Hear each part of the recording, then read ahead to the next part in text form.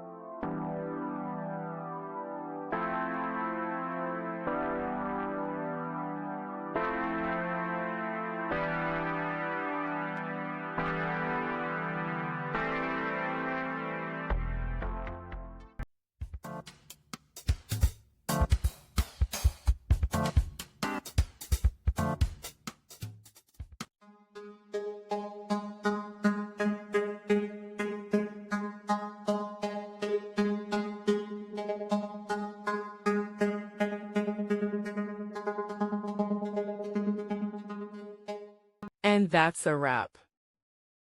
I hope you found the answer you were looking for. If you did, take a second to hit that subscribe button. It really helps out. And let me know in the comments which solution worked best for you. See you next time in the debug zone.